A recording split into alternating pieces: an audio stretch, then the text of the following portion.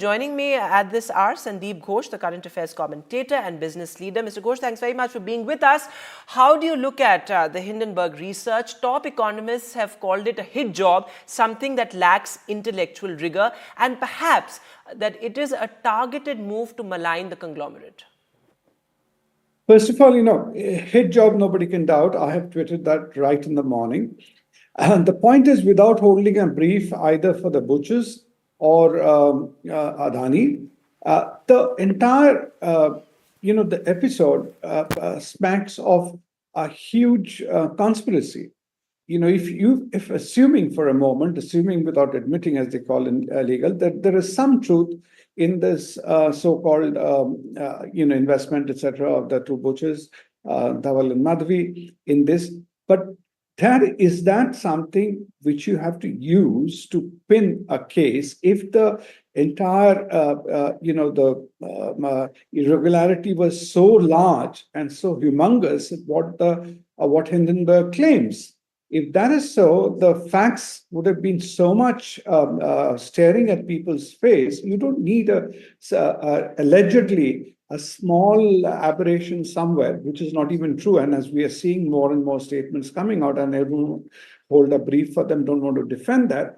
This should have been, if the real so-called irregularities and everything was so large, it wouldn't have come out in the Supreme Court inquiry, the Supreme Court judgment. It's not a question of whether SEBI tried to, stonewall it or not. It has been gone through both in the judicial domain as well as in the public domain in such great detail for more than a year. Certainly, it could have been nailed there. You don't have to do such a convoluted, investigation. As you say, it's not about one aberration. It's about the Supreme Court, in a sense, vindicating the Adani Group in its January order as well, and making it clear that, there is no case for any sort of misgovernance. There is no case for any sort of irregularities. And coming from the Supreme Court, that is something that should be trusted and not what a short seller is saying. The Supreme Court didn't just pass a judgment based on its own opinion. Supreme Court took into account various evidences produced before it, and Hindenburg and the people who were, opposing this whole case, there was not short of any kind of legal talent who presented the matter. So Supreme Court went into all the detail. It's not just what SEBI have submitted in the rest, and everything, as I said, was available before them. If they needed anything more, they were free to ask for more details. So having, that's the problem today. What has happened, Sakshi, today in India, it's heads I win, tails you lose. If Supreme Court passes a judgment which suits the people, they say, hail Supreme Court, hail the Chief Justice, hail the justices. If something goes against them, then they try to, again, negate the judgment by raising subsequent issues.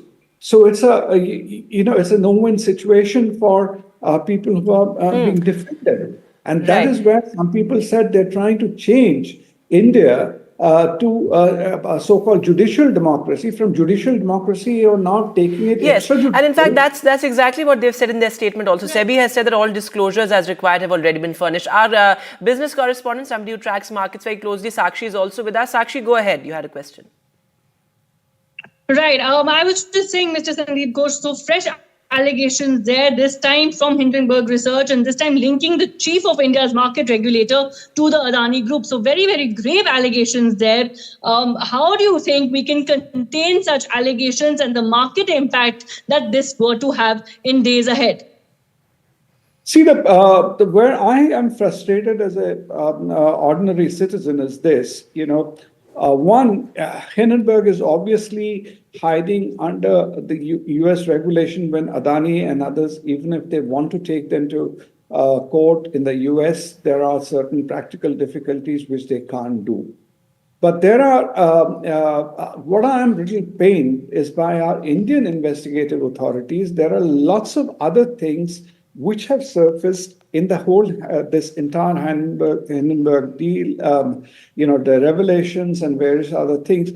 And it's been kind of handed over on a platter to the government. Why have they been so tardy in pursuing those? Whereas, you're talking of intellectual rigor. If I were to talk of investigative rigor, for what it's worth, look at this report today. How much of effort, midnight oil, or whatever resources have gone into stitching together, however false it may be, with lots of unnecessary details, something which appears to a lay reader might appear to like a very, very incriminating and a very conclusive document. What is preventing our government to probe the other things which are today? Those leads are available, the threads have been available, and why haven't we moved fast enough on that? And because you see, I see it's not a question of Adani or one set of professionals here. There is a much larger conspiracy against India. This so-called allegations of crony capitalism, rest of it, I think it's a much larger thing. There is not just some people against the Modi government or the particular business house. People are also unhappy about, let's say, how our stock market has been performing when the international stock markets have been tanking, how the Indian economy has been performing. And there are people who would like to see not see India grow in that manner, India shine in that manner. And so therefore, there is a whole effort to pull it down. And what's happening in our neighborhood, when our people are engaged to call about what is happening in the neighborhood, the atrocities and the rest of it, this is, I think, a huge diversionary tactic, because the world attention, the global press, everybody would move towards this rather than focusing on issues that's happening around us. And it seems, there seems to be a pattern in things, not just what's happening here. As I said, you can draw extensions of this to what's happening in Bangladesh and elsewhere. I think it's trying to paint one part of the world with the same brush as saying that, these are, authoritarian democracies where crony capitalism is thriving and the rest of it, and discredit the current leadership.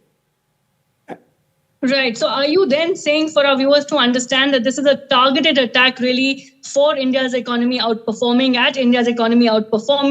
are you saying that then?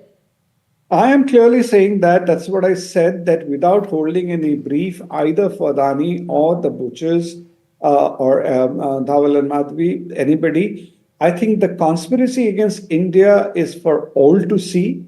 And there are people who are really, putting on the blinkers, so-called some journalists who are otherwise highly respected. I'm not asking them to take at face value what is the denials being issued either by Adani or Madhvi Butch, but let them investigate that objectively, rather than passing judgments and piling onto them and saying that, oh, this is wrong.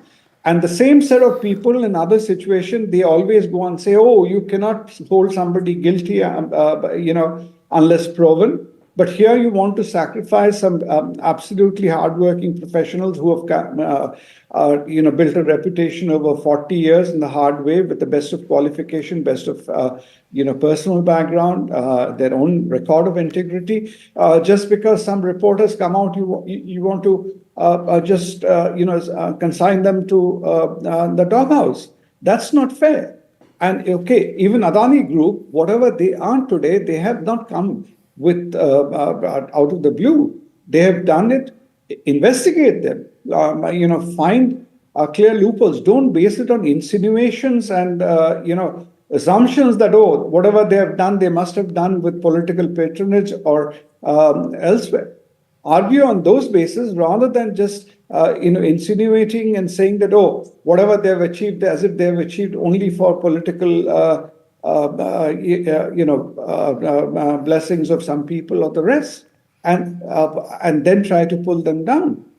Which do they do this in Western economies? Some of the biggest multinational corporations, international corporations, they all have links with the administration in respective countries.